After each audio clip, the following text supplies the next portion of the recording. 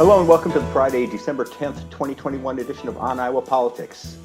This week, banning books, Grassley's naughty list, Rob Sand blinks, and Roby Smith runs. Hi, I'm James Lynch of the Cedar Rapids Gazette. And with me today are Tom Barton of the Quad City Times. Good morning, Tom. Good morning, James. Amie Rivers of the Waterloo Cedar-Falls Courier. Good morning, Amie. Good morning, James. Erin Murphy, Statehouse Bureau Chief for Lee Newspapers. Good morning, Erin. Good morning, James. And Gazette Opinion Editor Todd Dorman. Good morning, Todd. Good morning. You can find us on Facebook, follow us on Twitter, and subscribe to On Iowa Politics wherever you find your podcast. First up today, book banning, or book burning, or take your pick, whatever you want to call it. Iowa Senate Republicans have found an issue to get fired up about. See what I did there? And to fire up their base. Senate President Jake Chapman has discovered dirty pictures in books in suburban Des Moines schools. He's demanding their removal of the books that typically feature characters or authors who are lesbian, gay, transgender, or queer, and in some cases describe sexual acts.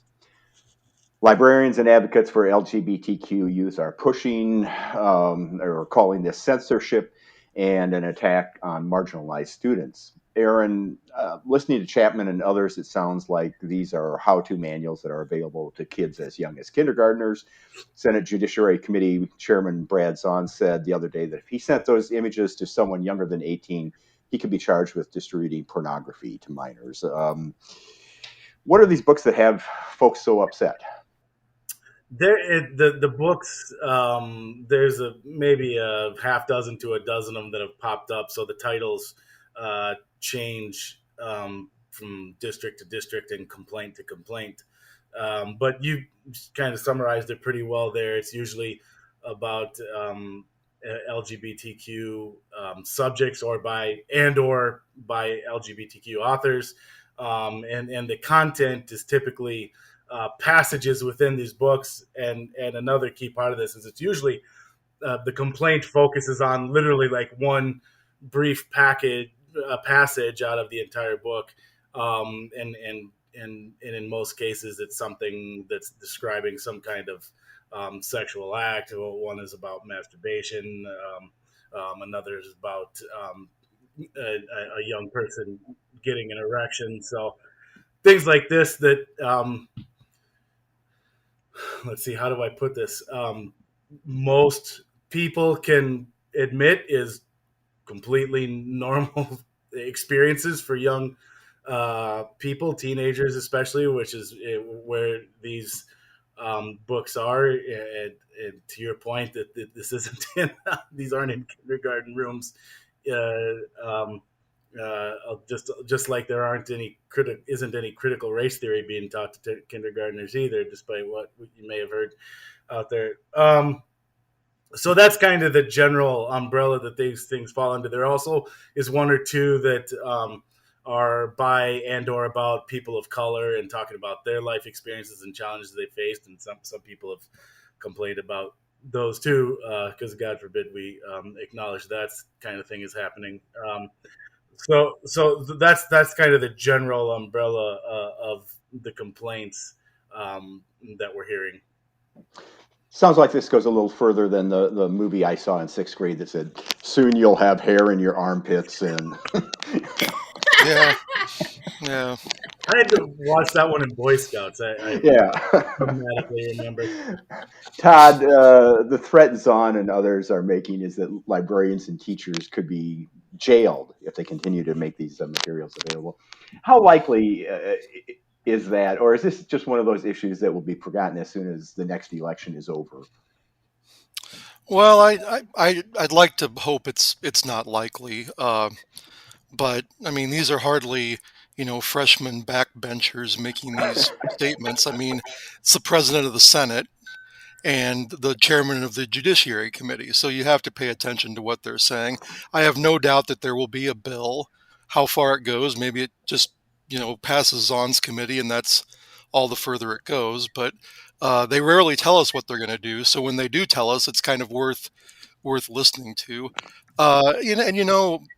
Under Iowa's current obscenity laws, I mean, they would have to change it because, these books, there's no way they're obscene under current Iowa law, which says, basically taken as a whole, if these have artistic literary merit, which they clearly do, I mean, they're not obscene. They're sort of cherry picking these sections out that are the most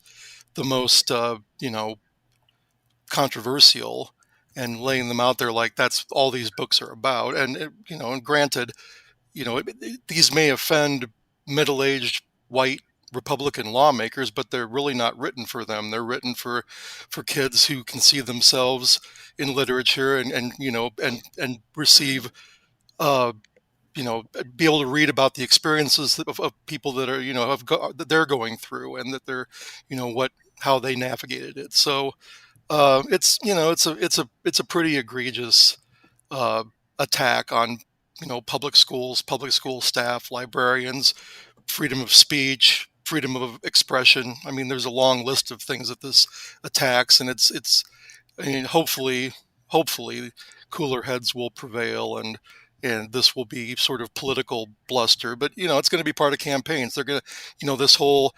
I mean, they're going to look at the Youngkin race in Virginia and say, yeah, if we bash schools for providing racy books, then we can gain votes in the suburbs. So that's what they're going to try to do.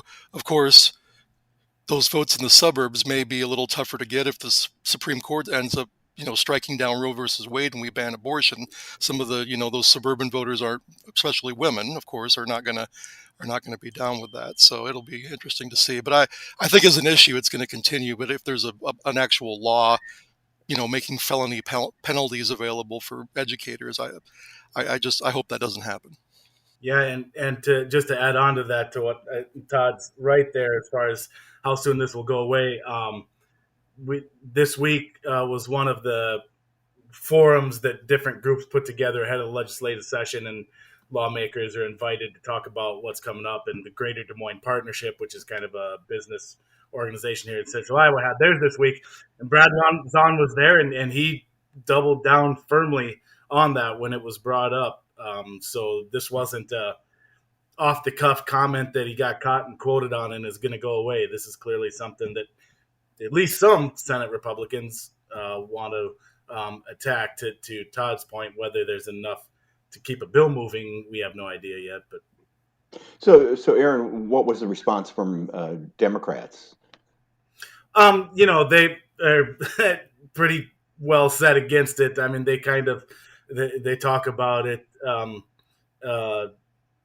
being like Todd said, kind of a First Amendment issue, and it kind of fits into the view that Democrats have taken on some of these other issues, including like masks in school, where they say we should be leaving this kind of stuff to the schools and letting them run their buildings, and us as state lawmakers staying out of it. I talked to Senate Minority Leader Zach Walz this week, and for our pre-session discussion, and I asked him about this, and he said, look, the schools have a process in place for these kinds of things. If there's a concern about a book, that parents can raise it, and schools have committees, or the board talks about it, or whatever, and they decide whether that book is appropriate or not, if it's challenged. And we're seeing that happen, actually. That has happened here in Ankeny, but a few of those books were raised, and they're in the process of examining those. So that's where Senator Zach Walz said is we should just be leaving this to the schools to decide for themselves. But lawmakers are showing up to help. I mean, that's there. It's always good to have a lawmaker, state lawmaker that doesn't represent the school district. I was just going to say, not even show up and throw in their 2 cents worth to just a political circus is always the best way to make a good decision on behalf of students and education. Yeah. Hey, Amie and Tom, are you seeing similar discussions in your areas? Are school boards facing these sorts of issues yet, I should say? Not yet in Northeast Iowa. Same here. All right. Well, coming soon to a school board near you, no doubt. Moving wait. on. Moving on here. Senator Grassley's naughty list. Senator Chuck Grassley's campaign sent out a list of 49 Iowa House members who endorsed his reelection. Not surprising that Republican lawmakers would endorse the person who has represented them for their entire lives. But there are 60 GOP House members, so that raises the question, were those 11 lawmakers out of town when the campaign was preparing the lease, or are they endorsing someone else?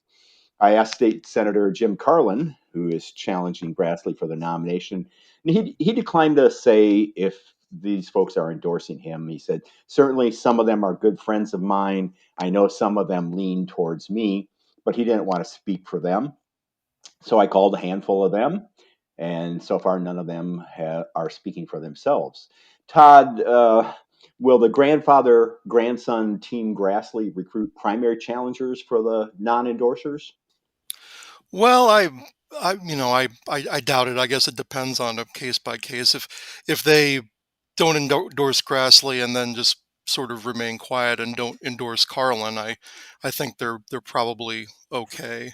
Uh, it's the party has a range of ideology, and I'm sure that there are some lawmakers that feel like Chuck Grassley shouldn't have voted for the bipartisan infrastructure bill, and maybe he shouldn't have cooperated on this or voted on that. So maybe they'll endorse him down the line. I don't, I still don't think Carlin is a serious threat, although, it's one of those things where if you have a primary and he were to show, surprising strength, not beat Grassley, but maybe get, 15, 20% of the vote, that would be sort of a wake up call and might be damaging to Grassley's chances. But I don't think at this point I would expect any retribution.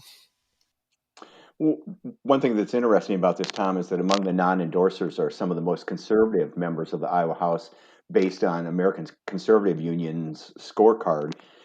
They looked at 65 roll call votes dealing with the election reforms, major tax reform, safeguarding the Second Amendment, expanding school choice, and legislation banning critical race theory in schools. Unlike 24 of the 32 Senate Republicans, none of these 11 House non-endorsers had perfect scores. However, 9 of the 11 scored 80 or higher. Mark Cisneros of Muscatine led the pack with 93 out of 100 on the ACU scorecard. Are we seeing conservatives, sort of a conservative revolt against Chuck Grassley? Todd stole my thunder. I agree 100% with what he said. I talked to some Republican voters and donors back in October at the Scott County Republican Party's annual fundraiser, which Carlin attended and spoke at. I asked them about Grassley and what they thought of Carlin's campaign and his primary challenge. And as Todd mentioned, several of them said they disagreed with Grassley's vote for the bipartisan infrastructure bill, which they saw as tantamount to voting for President Biden's and Democrats' much larger Build Back Better social spending plan, which Grassley opposes. But one voter I talked to said you can't just print money, and that's not how a good sound economy works. And I don't know why anyone would vote for the bill, noting that Joni Ernst voted against it. And then, went on to call Carlin a straight shooter and said that they agreed with a lot of what he had to say, including that there's enough of a question about fraud in the 2020 election that every state should conduct a forensic audit of 2020 election returns to restore trust in the process. Trust, we should note, that's been eroded by baseless claims of voter fraud spread by Trump and his supporters that have been roundly and thoroughly debunked. But Carlin argued that Grassley, with the power he had as a former chairman and ranking member of the Senate Judiciary Committee, should have undertaken a 10-day hearing on the subject. And there were quite a few people in the room who seemed to agree with that. They said that they also liked Carlin's hardline stance on immigration and support for continued border wall construction. They also brought up Grassley's age and said that it would be nice to have a clean slate for a change. So yeah, I think there is to some extent I guess conservative repudiation from a segment of the Trump base and the Iowa Republican Party who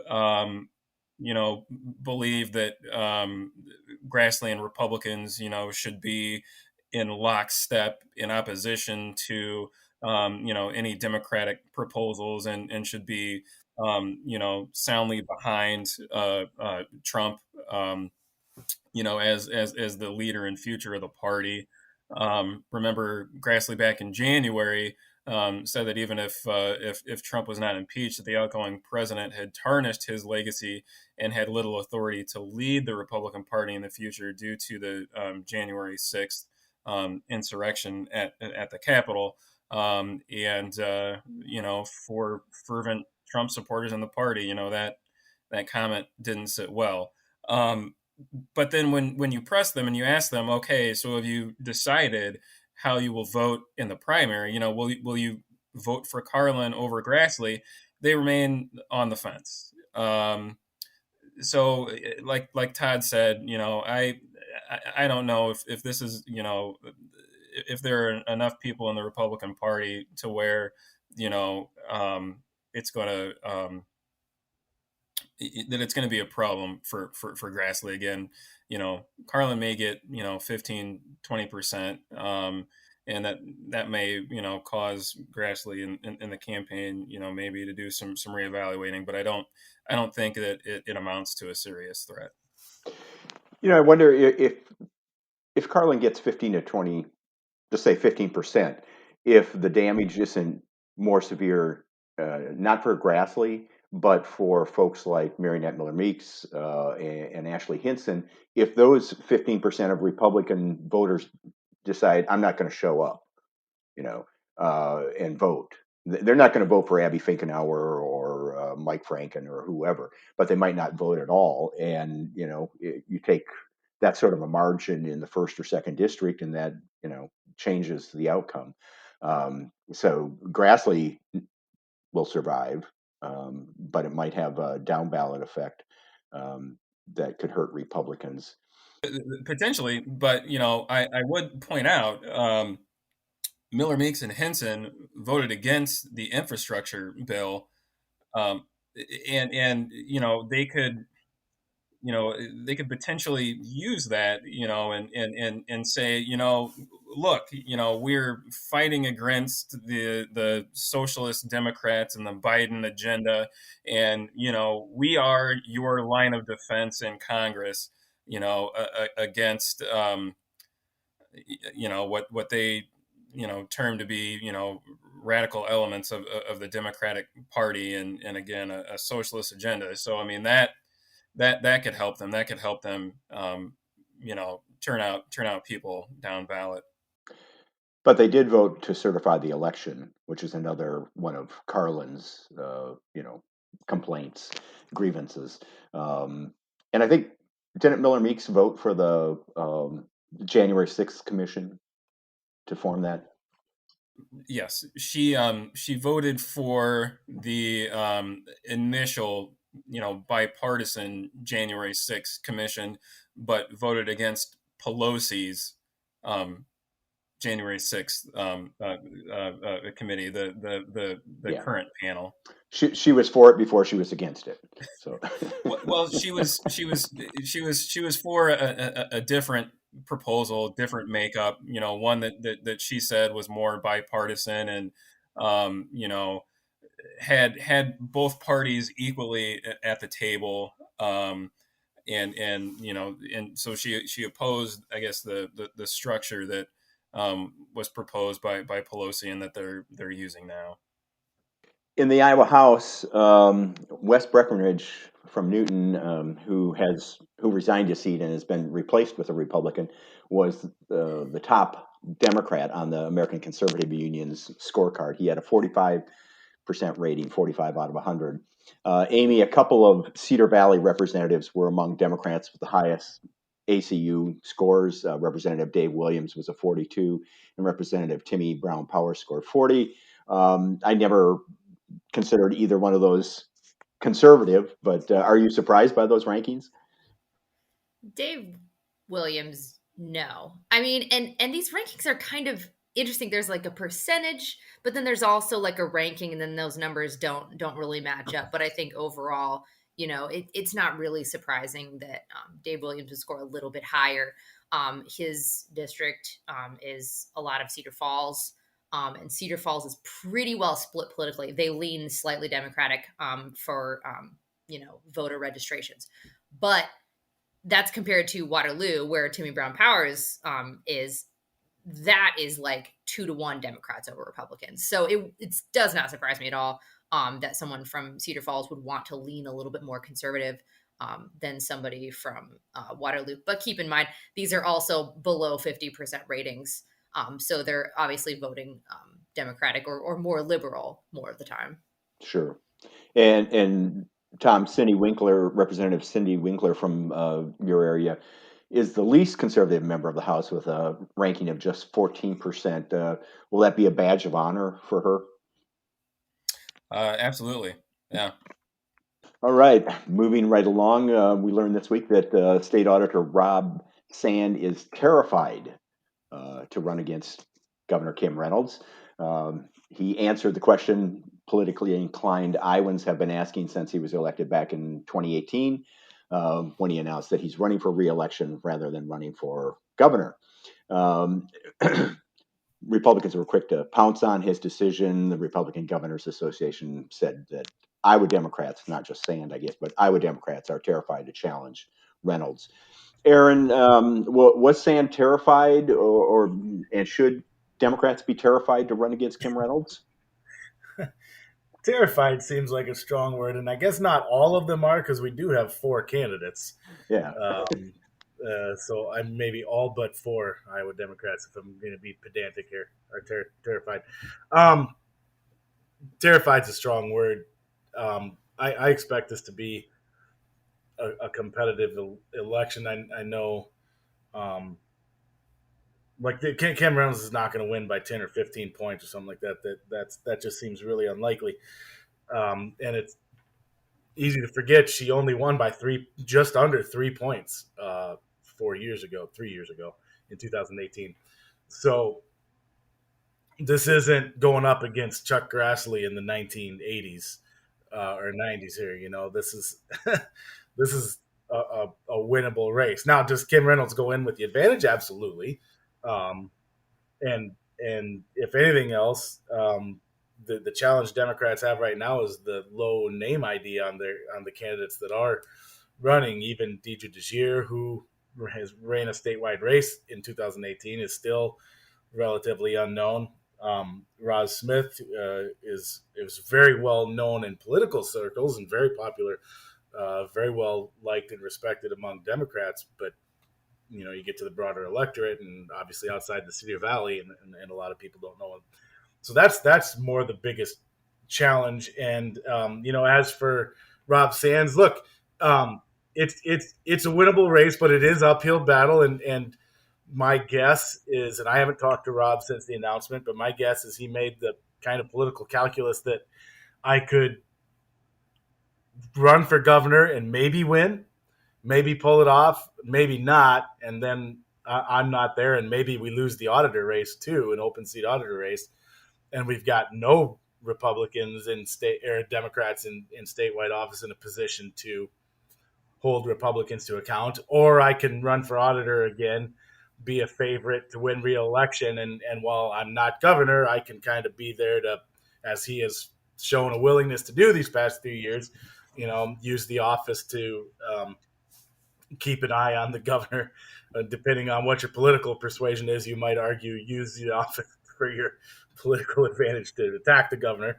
But regardless, that might have been the calculus. I can take my chance and maybe not be there at all, or I can just stay here and keep doing what I'm doing to try and to keep a check on the other party. So I think terrified is a strong word, but it is noteworthy that that not everybody has rushed to take on Kim Reynolds.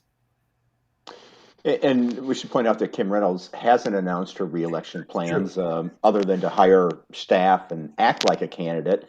She doesn't seem to be terrified by these Democratic candidates. Yeah. Amy, do these candidates pose more of a threat than Democrats and Republicans are giving them credit for? Maybe. So I'm going to come at this from an angle of that's really interesting that I didn't know was going to happen in the city election. And what happened in Waterloo was, now you had a mayor that was already a known quantity, but he ended up raising a record amount of money. And a lot of that money, as his opponent was saying, was from out of state, which tells me that he's able to take a campaign apparatus, push that out and say, we really need, liberals, Democrats, it's a nonpartisan city race, but it wasn't run like that. And certainly the governor's race will be partisan. We need these people in these key areas like Iowa. That message resonated. And there was a ton of money poured in. I mean, he raised more than $100,000 compared to Margaret Klein's $30,000. So, I mean, if you can take that and magnify that across the state.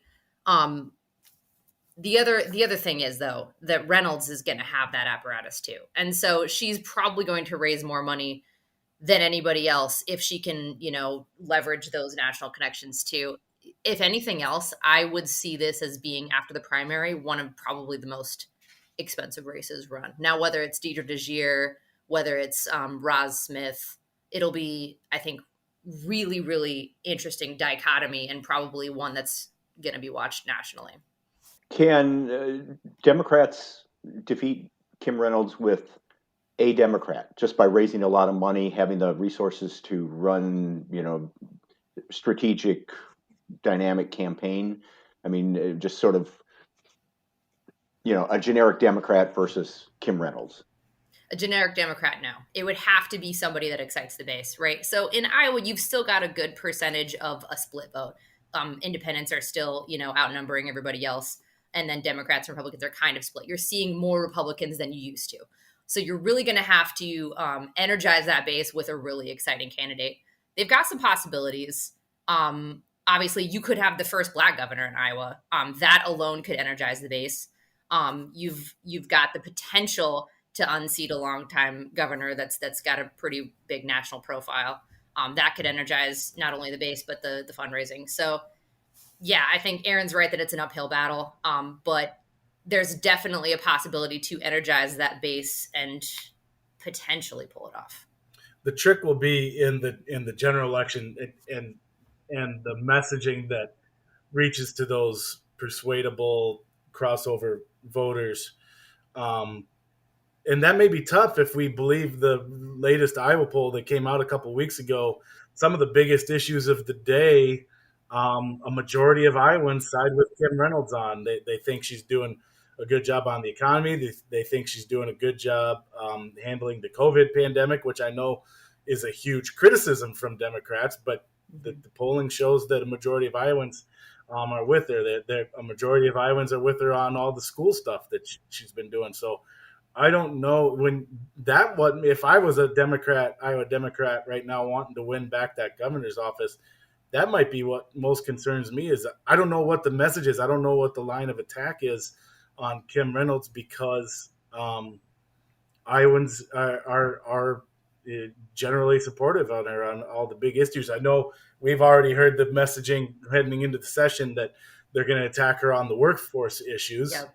Exactly. So maybe there's something there, but if that's conflated at all with the economy, the numbers don't show that there's much of an opening there. So we'll see. Well, and the governor is probably waiting for the next U.S. News and World Report state rankings to come out, so that last time she basically ran on the fact that they were number one in a magazine. So that'll be. I mean, if they're not, then they may have a hard time crafting that a similar message. But yeah, you're right about the poll. Iowans seem to support her in those areas. Well, there's one more race we want to talk about today, and that is one that typically doesn't get a lot of attention. But Quad Cities Senator Roby Smith announced this week he's going to be running for state treasurer rather than face Democratic Senator Jim Lycum. after they were thrown together by redistricting. He'll face Mike Fitzgerald, who has been in office since 1983 and is the longest-serving state treasurer in the country. I guess you'd say he's the Terry Branstad of state treasurers. Which I'm not sure how impressive that is. But on a personal note here, about a year ago, Smith swore never to talk to me again. However, hours after announcing his bid to be state treasurer, he followed me on Twitter. So perhaps this is some sort of a breakthrough. Wow. That's good news. He did the same thing to me. Baby steps.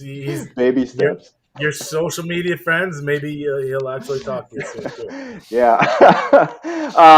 But we digress here. Tom, has Smith always had an interest in being state treasurer, or is this a newfound passion? I mean, not that I was aware of until he made the announcement. I had no idea that was something he was interested in. But some sources, later told me that I guess that this is something that he had been, mulling for quite some time. I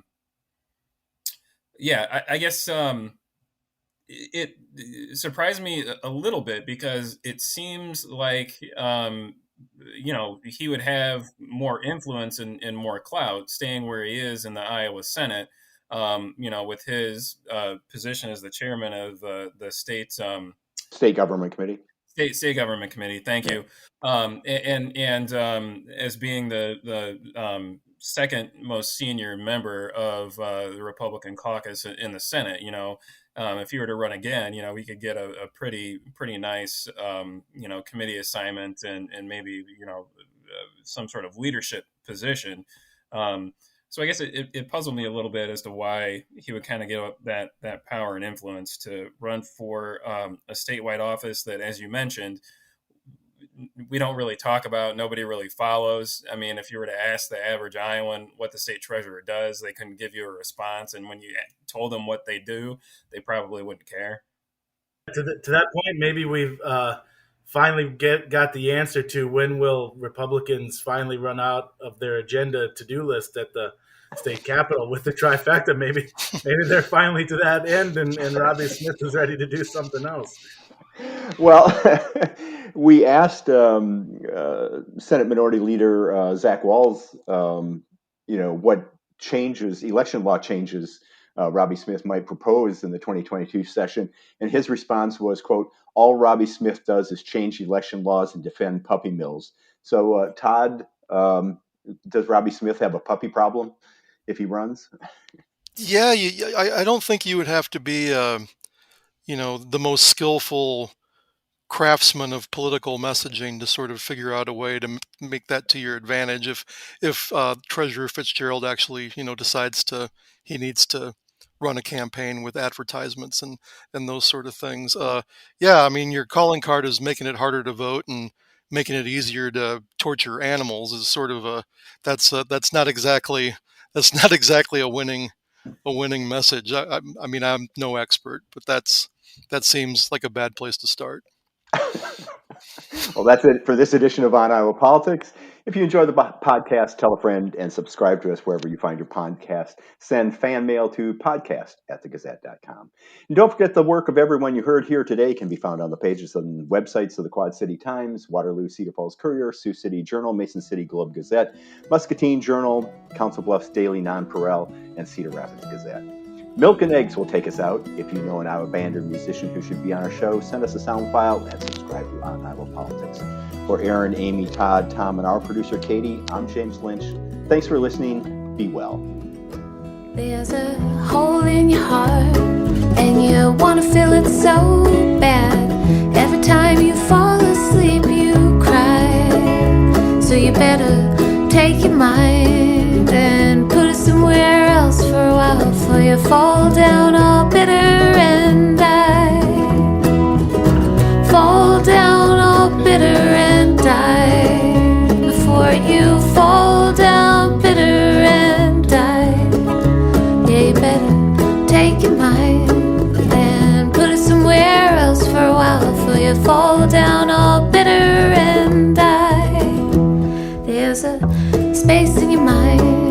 and you wanna feel it so bad. Every time you try and think you cry. So you better take your soul and put it somewhere else for a while, before you fall down all bitter and die. Fall down all bitter and die, before you fall down bitter and die. Yeah, you better take your soul and put it somewhere else for a while, before you fall down all bitter and die. There's a hole in your soul from all the bad things you've done, and every time you think of it, you cry. So you better take your heart and put it somewhere else for a while, before you fall down all bitter and die. Fall down all bitter and die, before you fall down all bitter and die. Yeah, you better take your heart and put it somewhere else for a while, before you fall down